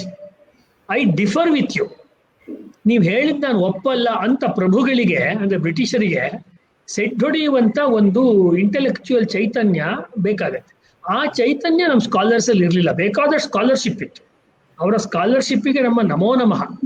ಸಂಸ್ಕೃತ, ಕನ್ನಡ, ಬಂಗಾಳಿ, ಸಂಸ್ಕೃತ, ತಮಿಳು ಎಲ್ಲ ಇನ್ನು ವಿದೇಶದ ಭಾಷೆಗಳು ಎಲ್ಲ ಗೊತ್ತಿತ್ತು. ಆದ್ರೆ ಆಲ್ಮೋಸ್ಟ್ ಅದು HMV ತರ, ಹಿಸ್ ಮಾಸ್ಟರ್ಸ್ ವಾಯ್ಸ್ ತರ ಇತ್ತು. ಪಡುವಲದ ಗಾಳಿ ತೂಗಿದರು ಅಟ್ಟೆ, ಎಂಥ ಮಾರ್ದನಿ, ಎಂಥ ನಕಲು ಕುಣಿತ ಅಂತ ಅಡಿಗರು ಹೇಳ್ತಾರೆ. ಎಲ್ಲ ನಕಲು ಕುಣಿತ, ನಮ್ಮ ಲಿಟ್ರೇಚರ್ ಅಂದ್ರೆ ನಕಲು ಕುಣಿತದ ತರ ಇತ್ತು. ಅದನ್ನೇ ಅವರಲ್ಲಿ ಫ್ರೆಂಚಲ್ಲೋ ಇಂಗ್ಲಿಷ್ನಲ್ಲೋ ಹೇಳಿದ್ದನ್ನು ನಾವಿಲ್ಲಿ ಬಂಗಾಳಿಯಲ್ಲೋ ಕನ್ನಡದಲ್ಲೋ ತಮಿಳಲ್ಲೋ ಒಪ್ಪಿಸ್ತಾ ಇದ್ವಿ ಅಷ್ಟೇ. ಹೀಗಾಗಿ ನಮ್ಮ ಇತಿಹಾಸವೆಂದರೆ ಒಂದು ದಯನೀಯವಾದ ಇತಿಹಾಸ. ಎಲ್ಲ ಮಧ್ಯ ಕೆಲವು ಸ್ಪಾರ್ಕ್ಲಿಂಗ್ ಮೊಮೆಂಟ್ಸ್ ಅಂತ ಇಂಡಿಯನ್ ಹಿಸ್ಟ್ರಿಯಲ್ಲಿ ಇತ್ತು ಅಂತಾನೆ ಬಂದಿದ್ದು. ಹಾಗಾಗಿ ಬಂಕಿಂ ಚಂದ್ರ ಚಟರ್ಜಿ ಎಲ್ಲ ಅವರು ಆನಂದ ಮಠ ಬರೆದಾಗ ಒಂದಷ್ಟು ಜನ ಕೆಲವು ಸನ್ಯಾಸಿಗಳು ಒಂದು ಸೈನ್ಯ ಕಟ್ಟಿ ಮುಸ್ಲಿಮ್ರನ್ನ ಯುದ್ಧದಲ್ಲಿ ಸೋಲಿಸ್ತಾರೆ ಅಂತ ಬರೆದಾಗ ಬ್ರಿಟಿಷ್ನವ್ರಿಗೆ ಯಾಕೆ ಸಮಸ್ಯೆ ಆಗಬೇಕು? ಯಾಕಂದ್ರೆ ಅವ್ರು ಮೆಸೇಜ್ ಕೊಡ್ತಾ ಇದ್ದಾರೆ, ಅವರಿಗೆ ಹೊಡೆದವರು ಇವ್ರಿಗೂ ಹೊಡಿಬೋದು ಅಂತ. ಮತ್ತು ನಾನು ಡೈರೆಕ್ಟ್ ಆಗಿ ಬರೆಯಕ್ ಆಗ್ತಾ ಇಲ್ಲ, ಈ ಸಿನಿಮಾದಲ್ಲಿ ಅಥವಾ ನಾಟಕದಲ್ಲಿ ಇಂಡೈರೆಕ್ಟ್ ಕೆಲವು ಮೆಸೇಜಸ್ ಕೊಡ್ತಾರಲ್ಲ, ಹಾಗೆ ನಾವು ಮುಸ್ಲಿಮರನ್ನ ಹಿಂದೂ ಸನ್ಯಾಸಿಗಳು ಹೊಡೆದ್ರು ಅಂದ್ರೆ ಆ ಹಿಂದೂ ಸನ್ಯಾಸಿಗಳು ನಾಳೆ ಬೇರೆಯವ್ರಿಗೂ ಸ್ಫೂರ್ತಿಯನ್ನ ಕೊಡಬಹುದು ಅಂತ. ಮುಂದೆ ಅದನ್ನೇ ದಯಾನಂದ ಸರಸ್ವತಿ ಅವರು ಮತ್ತೆ ವಿವೇಕಾನಂದರು ನಮ್ಮ ಬೇರೆ ಫ್ರೀಡಮ್ ಫೈಟರ್ಸ್ಗೆ ಅವರು ಸ್ಫೂರ್ತಿಯನ್ನ ಕೊಟ್ಟಿದ್ದು. ಈ ಹಿನ್ನೆಲೆಯಲ್ಲಿ ನೋಡಿದಾಗ ಸಾವರ್ಕರ್ ಹೇಗೆ ಫ್ರೀಡಮ್ ಮೂವ್ಮೆಂಟ್ ಅಲ್ಲಿ ಎಂಟ್ರಿ ಆಗಿಲ್ಲ ಅಂದಿದ್ರೆ, ಸುಭಾಷ್ ಚಂದ್ರ ಬೋಸು ಒಬ್ಬ ಕಳ್ಳಕಾಕರ ಅಥವಾ ದರೋಡೆಕೋರರ ಗುಂಪಿಗೆ ಸೇರ್ಕೊಳ್ತಾ ಇದ್ರು. ಇಂಡಿಯಾ ಮೇಲೆ ಅಟ್ಯಾಕ್ ಮಾಡ್ಬಿಡ್ತಾ ಇದ್ದಾರೆ ಸುಭಾಷ್ ಚಂದ್ರ ಬೋಸ್. ಅವ್ರು ಬಂದ್ರೆ ನಾನೇ ಸೈನ್ಯ ತಗೊಂಡೋಗಿ ಯುದ್ಧ ಮಾಡ್ತೀನಿ ಅಂತ ನೆಹರು ಹೇಳಿದ್ರು ಅಮಾಂಗ್ ಆಲ್. ಯಾಕಂದ್ರೆ ಅವ್ರಿಗೆ ಎಲ್ಲಿ ತನ್ನ ಕುರ್ಚಿ ಅಲ್ಲಾಡುತ್ತೋ ಅಂತ ಅವ್ರು ಡಿಸೈಡ್ ಮಾಡ್ಬಿಟ್ಟಿದ್ರು, ಭಾರತಕ್ಕೆ ಸ್ವಾತಂತ್ರ್ಯ ಬಂದ್ಮೇಲೆ ನಾನೇ PM ಆಗಬೇಕು. ಅವ್ರಿಗೇನು ಯಾರು ಹೇಳಿರಲಿಲ್ಲ ನೀವು ಆಗ್ಬೇಕಂತ, ಅವ್ರು ಡಿಸೈಡ್ ಮಾಡ್ಕೊಂಡ್ಬಿಟ್ಟಿದ್ರು. ಅವ್ರಿಗೆ ಈ ಅತಂತ್ರ ಇತ್ತಲ್ಲ ಆ ಹಿಂಸಾವಾದಿಗಳಿಗೆ. ಅದೇ ರೀತಿ ಇಂಡಿಯನ್ ಹಿಸ್ಟ್ರಿ ಬರೆಯೋರಿಗೆ ಒಂದು ನೈತಿಕವಾದ ಅಧೈರ್ಯ ಇತ್ತು. ನಾನು ಹೇಳಕ್ ಬಂದಿದ್ದ ಪಾಯಿಂಟ್ ಅಷ್ಟೇ. ಒಂದು ಮಾರಲ್ ಇನ್ಫೀರಿಯಾರಿಟಿ ಅಥವಾ ಮಾರಲ್ ಒಂದು ರೀತಿ ಶೈನೆಸ್ ಇತ್ತು. ಒಂದು ಶ್ರಿಂಕ್ ಆಗಿರುವ ಸೈಕಾಲಜಿ, ಒಂದು ಕುಗ್ಗಿ ಹೋಗಿರುವ ಮನೋಭಾವ, ಒಂದು ಮನಸ್ಥಿತಿ, ಸೈಕಾಲಜಿ ತುಂಬಾ ಓದಿದ್ರು. ಸ್ಕಾಲರ್ಶಿಪ್ಪಿಗೆ ಏನು ಕಡಿಮೆ ಇರಲಿಲ್ಲ. ಹೀಗಾಗಿ ಸಾವರ್ಕರ್ ಏನ್ ಹೇಳಿದ್ರು ಅಂದ್ರೆ, ಬುದ್ಧಿಸ್ಟು ತುಂಬಾ ತರ್ಕದಲ್ಲಿ ಬುದ್ಧಿವಂತರಿರ್ಬೋದು, ಲಾಜಿಕ್ ಅಂತ ಒಂದಿದೆ ಬಹಳ, ಅದು ನ್ಯಾಯಶಾಸ್ತ್ರ ತುಂಬಾ ಗ್ರೇಟ್ ಅವರು. ಬಟ್ ನ್ಯಾಯಶಾಸ್ತ್ರದಿಂದ ಶತ್ರುಗಳನ್ನು ಗೆಲ್ಲಕ್ಕಾಗಲ್ಲ. ನೀವು ಘಟಪಟ ಎಲ್ಲ ವಾದ ಮಾಡಿಬಿಟ್ಟು ಅವ್ರನ್ನ ಸೋಲ್ಸಕ್ಕಾಗಲ್ಲ. ಅವಚ್ಛೇದ ವಾದ ಮಾಡಿಬಿಟ್ಟು ಅವ್ರನ್ನ ಸೋಲ್ಸಕ್ಕಾಗಲ್ಲ. ಅಥವಾ ಶೂನ್ಯವಾದ ಅಥವಾ ಸರ್ವಾಸ್ತಿವಾದವನ್ನು ಮಾಡಿ ಅವ್ರನ್ನ ಸೋಲ್ಸಕ್ಕಾಗಲ್ಲ. ನಿಮ್ಮ ಹತ್ರ ಕತ್ತಿ ಉಂಟೋ ಇಲ್ವೋ, ಕತ್ತಿ ಬೀಸಿದ್ರೆ ಅವ್ನು ಸಾಯ್ತಾನೋ ಸಾಯಲ್ವೋ, ಅವನನ್ನು ಎಷ್ಟು ಕಿಲೋಮೀಟರ್ ಹಿಮ್ಮೆಟ್ಟಿಸ್ತೀರಾ, ಹಿಮ್ಮೆಟ್ಸಲ್ಲ. It matters. ಅದು ವಾರ್ ಅನ್ನೋದು it's a matter of hard facts. ಅದು ಹೀಗೆ ಎಕನಾಮಿಕ್ಸ್ ಅನ್ನೋದು ಒಂದು it's a matter of hard facts. ಅಲ್ಲಿ ಯಾವ ರೊಮ್ಯಾಂಟಿಕ್ ಕಲ್ಪನೆಗಳಿಗೂ ಅವಕಾಶವಿಲ್ವೋ, ಯುದ್ಧದಲ್ಲೂ ಕೂಡ ಅಷ್ಟೇನೆ. ಅದನ್ನ ಇವರು ಅರ್ಥ ಮಾಡ್ಕೊಳ್ಳಿಲ್ಲ. ನಮ್ಮಲ್ಲಿ ಗ್ರೇಟ್ ಫಿಲಾಸಫಿ ಇದೆ, ನಮ್ಮಲ್ಲಿ ಗ್ರೇಟ್ ಥಿಂಕಿಂಗ್ ಇದೆ, ಗ್ರೇಟ್ ಆರ್ಕಿಟೆಕ್ಚರ್ ಇದೆ, ನಮ್ಮಲ್ಲಿ ಭಯಂಕರವಾದ, ಅಂದ್ರೆ ನಾನು ಒಳ್ಳೆ ಅರ್ಥದಲ್ಲಿ ಹೇಳ್ತಾರೆ, ಭಯಂಕರವಾದ ಮಾನವೀಯ ಮೌಲ್ಯಗಳಿವೆ. ಇದನ್ನ ನಾವು ಹೇಳಿದ ತಕ್ಷಣ ಎಲ್ಲರೂ ಒಪ್ಕೊಂಡ್ಬಿಡ್ತಾರೆ ಪ್ರಪಂಚದಲ್ಲಿ. ಈ ಭ್ರಮೆಗೆ ಇಂಡಿಯಾ ದೇಶ ಒಳಗಾಗಿತ್ತು. ನಮ್ಮ ಇತ್ತೀಚಿನ ಕಾಲದಲ್ಲಿ ಚೀನಾ, ಹರ್ಷ ಅವ್ರಿಗೆ ನೆನಪಿರ್ಬೋದು, ಚೀನಾ ಭಾರತದ ಮೇಲೆ ಅಟ್ಯಾಕ್ ಮಾಡಿದಾಗ ವಿನೋಬಾ ಅವರು ಬದುಕಿದ್ರು. ಪ್ರಸಿದ್ಧ ವಿದ್ವಾಂಸರು, ದಾರ್ಶನಿಕರು ವಿನೋಬಾಜಿ. ನಮ್ಗೆಲ್ಲ ಗೌರವ ಇದೆ ಅವ್ರ ಬಗ್ಗೆ. ಗೌರವ ಇದ್ರೆ ಭಿನ್ನಾಭಿಪ್ರಾಯ ಹೇಳಬಾರ್ದು ಅಂತೇನಿಲ್ಲ. ಅವರು ಏನ್ ಹೇಳಿದ್ರು, ಭಾರತ ಸರ್ಕಾರ ಮಿಲಿಟರಿಯನ್ನ ಕಳಿಸೋ ಅವಶ್ಯಕತೆನೇ ಇಲ್ಲ, ಚೀನೀಯರು ಮನುಷ್ಯರು, ನಾವು ಮನುಷ್ಯರು. ಎಷ್ಟು ದೊಡ್ಡ ಸತ್ಯ ಹೇಳ್ತಾ ಇದ್ದಾರೆ ನೋಡಿ. ಚೀನೀಯರು ಮನುಷ್ಯರು, ನಾವು ಮನುಷ್ಯರು. ನಮ್ಮ ದೇಶದ ಪ್ರೈಮರಿ ಸ್ಕೂಲಿನ ಪುಟಾಣಿ ಮಕ್ಕಳಿಗೆ ಚೆನ್ನಾಗಿ ಯೂನಿಫಾರ್ಮ್ ಹಾಕ್ಬಿಟ್ಟು ಅವ್ರ ಕೈನಲ್ಲಿ ಬಿಳಿ ಅಥವಾ ಕೆಂಪು, ಬಿಳಿಗಿಂತ ಕೆಂಪು ಗುಲಾಬಿ ಹೂವನ್ನು ಕೊಟ್ಟು, ಕೆಂಪು ಗುಲಾಬಿ ಅಂತ ತುಂಬಾ ಸಿನಿಮಾ ಹಾಡುಗಳು ಇದೆ, ಅದನ್ನ ಕೊಟ್ಬಿಟ್ಟು ಅವ್ರು ಹಿಮಾಲಯದ ಕಡೆ ಹೋಗ್ಬೇಕು. ಹಿಮಾಲಯದಲ್ಲಿ ಎತ್ತರದ ಬೆಟ್ಟಗಳಲ್ಲಿರುವಂತಹ ಈ ಚೀನಿಗಳು ಈ ಭಾರತೀಯ ಮಕ್ಕಳ ಮುಗ್ಧತೆಯನ್ನು ನೋಡಿ ಅವರ ಹೃದಯ ಕರಗಿ ಹೋಗ್ಬಿಡುತ್ತೆ. ಅವ್ರು ತಕ್ಷಣ ಹಿಂದಕ್ಕೆ ಹೊರಟೋಗ್ಬಿಡ್ತಾರೆ.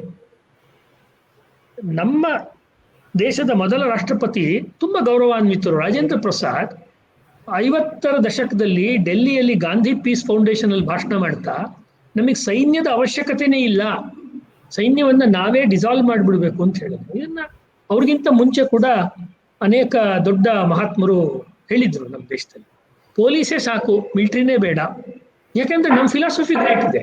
ಅಹಿಂಸೆ ಶ್ರೇಷ್ಠವಾದ ಫಿಲಾಸಫಿ ಅಲ್ಲ ಅಂತ ಯಾರು ಹೇಳಿದ್ದಾರೆ? ನಾನೇ ಸ್ವತಃ ಜೈನ ಧರ್ಮದ ಬಗ್ಗೆ 4 ವರ್ಷ PhD ಮಾಡಿದ್ದೀನಿ, ಜೈನ ಶಾಸ್ತ್ರದ ಬಗ್ಗೆ. ಅವರ ಆಚಾರ್ಯರ ಮಠಗಳಲ್ಲಿ, ಅವರ ಬಸದಿಗಳಲ್ಲಿ ಹತ್ತಿರದಿಂದ ಅವರನ್ನು ನೋಡಿದ್ದೀನಿ. ತುಂಬಾ ಶ್ರೇಷ್ಠ. ಬಟ್ ಹೇಗೆ ನಾನು ತುಂಬಾ ಬುದ್ಧಿವಂತ ಅಂದ್ರೆ, ಅಂಗಡಿಗೆ ಹೋದ್ರೆ ನನಗೆ ಯಾರು ಫ್ರೀಯಾಗಿ ಕಾಫಿ ಪುಡಿ ಕೊಡಲ್ವೋ, ಅಕ್ಕಿ ಬೇಳೆ ಕೊಡಲ್ವೋ, ದುಡ್ಡಿದ್ರೆ ಕೊಡ್ತಾರೆ ಅಷ್ಟೇ, ಇಲ್ಲ ಸಾಲ ಬರ್ಸ್ಬಿಟ್ಟು ತಿಂಗಳ ಕೊನೆಯಲ್ಲಿ ಕೊಡ್ಬೇಕು ನಾನು ಅವ್ರಿಗೆ ಕ್ರೆಡಿಟ್ ಅಲ್ಲಿ. ಹಂಗೆ ನಿಮ್ ಫಿಲಾಸಫಿ ಗ್ರೇಟ್ ಇದ್ರೆ ಪ್ರಪಂಚ ನಿಮ್ಮನ್ನು ಒಪ್ಕೊಳ್ಳಲ್ಲ. ಪ್ರಪಂಚ ಒಪ್ಕೊಳ್ಳೋದು ಶೌರ್ಯದ ಭಾಷೆಯನ್ನ, ಯುದ್ಧದ ಭಾಷೆಯನ್ನ. ಇದನ್ನ ನಮ್ಮ ಶ್ರೇಷ್ಠ ಬುದ್ಧಿಸ್ಟ್ ಥಿಂಕರ್ಸು ಮರ್ತು ಬಿಟ್ರು. ಅಂದ್ರೆ ಅವರಿಗೆ ತತ್ವಶಾಸ್ತ್ರದ ಬಗ್ಗೆ ಎಷ್ಟು ಗಾಢವಾದ ಜ್ಞಾನವಿತ್ತೋ, ಪ್ರಪಂಚದ ಬಗ್ಗೆ ಅವಾಸ್ತವಿಕವಾದ ಇಂಪ್ರಾಕ್ಟಿಕಲ್ ಆದಂತ ಕಲ್ಪನೆಗಳು ಬಂದ್ಬಿಟ್ಟಿತ್ತೇನೋ ಅಂತ ಅವರೊಂದು ಥಿಯರಿಯನ್ನ ಬಿಲ್ಡ್ ಮಾಡ್ತಾ ಇದ್ದಾರೆ. ಒಂದು ನೆರೇಷನ್ ಅನ್ನ ಸಾವರ್ಕರ್ ಬಿಲ್ಡ್ ಮಾಡ್ತಾ ಇದ್ದಾರೆ. ಹಾಗಾಗ್ಬಿಟ್ಟು ಅದಕ್ಕೆ ಹೇಳೋದು, ಈ ಸಂಸ್ಕೃತದಲ್ಲಿ ಯುದ್ಧಸೇಚ ಕಥಾರಮ್ಯಂ ಅಂತ. ದೂರದ ಬೆಟ್ಟ, ಯುದ್ಧದ ಕಥೆ ಎಲ್ಲ ಕೇಳಕ್ ಚೆನ್ನಾಗಿರುತ್ತೆ. ನೀವ್ ಯಾವ್ದೋ ಒಂದು ಸಿನಿಮಾ ತೆಗೆದ್ರೆ ಕಾರ್ಗಿಲ್ ಅಂತನೋ ಅಥವಾ ಇನ್ನೊಂದು ವಿಕ್ರಮ್ ಬಾತ್ರನೋ ನೋಡಕ್ ಚೆನ್ನಾಗಿರುತ್ತೆ. ನಾವೇ ಆ ಸಿಚುವೇಶನ್ಗೆ ಒಳಗಾದ್ರೆ ನಾವು ಅಲ್ಲಾಡ್ ಹೋಗ್ತಾ ಇರ್ತೀವಿ. ಹಂಗಾಗ್ಬಿಟ್ಟು ಈ ಬುದ್ಧಿಸ್ಟು ಸೈನ್ಯದ ಬಗ್ಗೆ ಕೊಡಬೇಕಾದ ಗಮನವನ್ನ ಅವರು ಕೊಡ್ಲಿಲ್ಲ. ಹಾಗಾಗಿ ನಾವು ಮತ್ತು ನಮ್ಮ ದೇಶ ಒಂದ್ ಕಾಲಕ್ಕೆ ಬುದ್ಧಿಸಮ್ ಇಂದ ತುಂಬಾ ಪ್ರಭಾವಿತ ಆಯ್ತು. ಈ ಒಂದು ಮಿಕ್ಸ್ಚರ್ನಲ್ಲಿ ನಾವು ತುಂಬಾ ಹೊಡೆಸ್ಕೊಂಡ್ವಿ, ತುಂಬಾ ಹೊಡೆತಗಳಂತಿದ್ವಿ. ಪೊಲಿಟಿಕಲಿ ಕರೆಕ್ಟ್ ಆಗಿರೋ ವ್ಯಕ್ತಿ ಆದ್ರೆ ಈ ಮಾತು ಹೇಳ್ತಿರ್ಲಿಲ್ಲ. ಸಾವರ್ಕರ್ ಪೊಲಿಟಿಕಲಿ ಕರೆಕ್ಟ್ ಆಗಿದ್ದಿದ್ರೆ ಅವರು ಎಲ್ಲರ ಜೊತೆನೆ ಬುದ್ಧಂ ಶರಣಂ ಗಚ್ಚಾಮಿನೇ ಹೇಳ್ತಾ ಇದ್ರು. ಅವ್ರು ಹೇಳ್ತಾರೆ, ಬುದ್ಧ ತುಂಬಾ ದೊಡ್ಡವನು, ಅದೇ ಪುಸ್ತಕದಲ್ಲಿದೆ, ನೀ ತುಂಬಾ ದೊಡ್ಡವನು, ಆದ್ರೆ ನಾವು ತುಂಬಾ ಚಿಕ್ಕವರು, ನಿನ್ನ ಲೆವೆಲಿಗೆ ನಾವು ಹೋಗ್ಬೇಕಾಗ್ತದೆ. ನಾವು ಮಾತ್ರ ಶಸ್ತ್ರಾಸ್ತ್ರಗಳನ್ನು ಬಿಟ್ಬಿಟ್ರೆ ಪ್ರಪಂಚ ನಮ್ಮನ್ನ ಚೆಚ್ಚಿ ಸದೆ ಬಡ್ದು ಬಿಡುತ್ತೆ. ಈಗಲೇ ನಮ್ಮನ್ನ ನುಂಗಿ ನೀರು ಕೊಡ್ತಾ ಇದೆ ಸುತ್ತಮುತ್ತ ಜಾಗ. ಇದೇ ಪುಸ್ತಕದಲ್ಲಿ ಬುದ್ಧ ಹೇಳ್ತಾರಲ್ಲ, ಬುದ್ಧ ನೀನು ಎಷ್ಟು ಒಳ್ಳೆಯವನು ಅಂದ್ರೆ ಪ್ರಪಂಚಕ್ಕೆ ಬೇಡ ನೀನು ಅಂತ. ಹೌದು, ಅಂದ್ರೆ ನಾವಿನ್ನೂ ಆ ಎತ್ತರಕ್ಕೆ ಹೋಗಿಲ್ಲ ನಾವು ಅಂತ. ನಿನ್ನನ್ನು ಗೌರವಿಸ್ತೀವಿ, ತಕ್ಷಣಕ್ಕೆ ನಾವು ಅನುಸರಿಸೋ ಸ್ಥಿತಿಯಲ್ಲಿ ನಾವು ಯಾರು ಇಲ್ಲಪ್ಪ ಅಂತ ಹೇಳ್ತಾರೆ. ನೀನ್ ಕೊಟ್ಟಿರೋ ಆದರ್ಶಗಳು ತುಂಬಾ ಎತ್ತರದಲ್ಲಿವೆ. ಇನ್ನೂ ಇಡೀ ಮನುಷ್ಯ ಕುಲ ಅದಕ್ಕೆ ರೆಡಿ ಆಗಿಲ್ಲ, ಅವ್ರು ನಿರಾಕರಿಸ್ತಿಲ್ಲ. As human society we have not evolved ಅಂತ. ನಾವು ಹಿಂಸೆ ಬಿಟ್ಟಿಲ್ಲ, ಕ್ರೌರ್ಯ ಬಿಟ್ಟಿಲ್ಲ, ಬಿಟ್ಟಿಲ್ಲ. ನಾನೊಬ್ಬ ಬಿಟ್ಬಿಟ್ರೆ ಇನ್ನು ನೆರೆ ಹೊರೆಯವ್ರು ಬಿಡದೆ, ದೇಶಗಳು ಬಿಡದೆ ಹೋದ್ರೆ ತುಂಬಾ ಪ್ರಾಕ್ಟಿಕಲ್ ಆಗಿ. ಸರಿ ಸರಿ ಸರ್, ಧನ್ಯವಾದ. ನಿಮ್ಮ ಪುಸ್ತಕ ಅನುವಾದ ಆಗಿದೆ, ಹಾಗಾಗಿ ನೀವು ಇರಿ ಅನ್ಕೊಂಡಿದ್ರಿಂದ ಇದ್ರ ಇಷ್ಟೊತ್ತು ಕಡಿಮೆ ಮಾಡಿಕೊಟ್ಟಿದ್ದು ಮಯೂರ್ ಅವ್ರಿಗೆ ಮತ್ತೊಮ್ಮೆ ಧನ್ಯವಾದ ಹೇಳ್ತೀನಿ. Thank you so much sir. ಮುಂದೆ ಹೀಗೆ ಜೋಡಿಸ್ಕೋಬೇಕು ಅಂತ ಹೇಳ್ತೇನೆ. ಏನೋ ಹೇಳ್ತಾ ಇದ್ರಿ ಮಯೂರ್, ಹೇಳಿ. ಇಲ್ಲ, ಥ್ಯಾಂಕ್ ಯು. ನನಗೊಂದು ಒಳ್ಳೆ ಅವಕಾಶ, ಯಾಕಂದ್ರೆ ಯಾವತ್ತೂ ಮಾಡಿಲ್ದೇ ಇರುವಂತ ಒಂದು ಕೆಲಸ ಮಾಡಿದೀನಿ ಇವತ್ತು ಆಕ್ಚುಲಿ. ಸೊ ಪುಸ್ತಕ ಮನೇಲಿ ಕೂತ್ಕೊಂಡು ನಮ್ ಬೇಕಾಗಿದ್ದ ರೀತಿಲಿ ಓದೋದು ಬೇರೆ, ಸೊ ಅದನ್ನ ಒಂದು ಜನರ ಮುಂದೆ ಓದಿ ಅದನ್ನ ಅವ್ರಿಗೆ ಅರ್ಥ ಆಗ್ಸೋ ರೀತಿ ಓದಂತ ಅದು ಬೇರೆ ಜವಾಬ್ದಾರಿನೇ ಇರುತ್ತೆ. ಸೊ ನನಗೂ ಒಂದು ಈ ಅವಕಾಶ ಮಾಡ್ಕೊಟ್ಟಿದ್ದಕ್ಕೆ ಹರ್ಷ ಅವ್ರಿಗೆ ಹಾಗೂ Harish sir, thank you so much sir ಇಬ್ರಿಗೂ. ಇದು ಇನ್ನ ಹೆಚ್ಚು ಮಟ್ಟಿಗೆ ಸಾಕಷ್ಟು ಜನಕ್ಕೆ ತಲುಪುವಂತರ ಆಗ್ಲಿ ಅಂತ ನಾನು ಹೇಳ್ತೀನಿ. ಸೊ ನನ್ನ ಕೈಲಾದಷ್ಟು ಸಹಾಯ ಖಂಡಿತವಾಗ್ಲೂ ನಾನು ಕೂಡ ಮಾಡ್ತೀನಿ. ಧನ್ಯವಾದ. ಇದು ಸಭಿಕರೇ, ಸಾವರ್ಕರ್ ಯಾನದ 5ನೇ ದಿವಸ. ನಾಳೆ ನಮ್ಮ ಮಧ್ಯೆ ಗಿರಿಜಾ ರೈಕೋ ಅವರು ಇರ್ತಾರೆ. ನಾಟಕ ರಂಗದ ಕಲಾವಿದೆ ಆಗಿರುವಂತವ್ರು. ಅವರು ಪುಸ್ತಕವನ್ನು ಓದ್ತಾ ಇದ್ದಾರೆ. ಚಿನ್ನದ ಯುಗಗಳು ಅನ್ಕೊಂಡಿದ್ದೀನಿ ನಾನು ಪ್ರಾಯಶಃ. ಹಾಗಾಗಿ ಚಿನ್ನದ ಯುಗಗಳು ಪುಸ್ತಕವನ್ನ ಓದೋರು ಇದ್ದಾರೆ. ನಾಳೆ ಹೀಗೆ ಸೇರ್ತೀವಿ. ನಾನು ಹೇಳ್ದಂಗೆ ಇರುವರೆಗೆ ಒಂದು 60-65 ಜನದ್ದು ರಿಜಿಸ್ಟ್ರೇಷನ್ ಆಗಿ, ಹಾಗಾಗಿ ಅವ್ರಿಗೆಲ್ಲರಿಗೂ ಒಂದೊಂದು ಅಪ್ರಾಕ್ಸಿಮೇಟ್ಲಿ ಡೇಟ್ ತರ ಹೇಳಿದೆ. ನಿರಂತರವಾದ ಹೋರಾಟದ ರೂಪದಲ್ಲೇ ಹೋಗ್ತಾ ಹೋಗುತ್ತೆ. ಮುಂದಿನ ದಿವಸಗಳಲ್ಲಿ ಇನ್ನ ಅನೇಕ ಗಣ್ಯರು ಮತ್ತೆ ಅನೇಕ ವ್ಯಕ್ತಿಗಳು ನಮ್ಮನ್ನು ಜೋಡಿಸ್ಕೊಂತಾರೆ ಅಂತ ಹೇಳ್ತಾ ನಾನು ಇವತ್ತಿನ ಈ ಕಾರ್ಯಕ್ರಮವನ್ನ ಇಲ್ಲಿ ಮುಗಿಸ್ತಾ ಇದ್ದೀನಿ. ಮತ್ತೊಮ್ಮೆ ಬಂದಂತ ಮಯೂರ್ ರಾಘವೇಂದ್ರ ಅವರು ಮತ್ತು ಹರೀಶ್ ಅವರಿಗೆ ನಮಸ್ಕಾರಗಳನ್ನ, ವಂದನೆಗಳನ್ನು ತಿಳಿಸ್ತಾ ನಾನು ಮುಗಿಸ್ತಾ ಇದ್ದೀನಿ. ನಮಸ್ಕಾರ. ನಮಸ್ಕಾರ.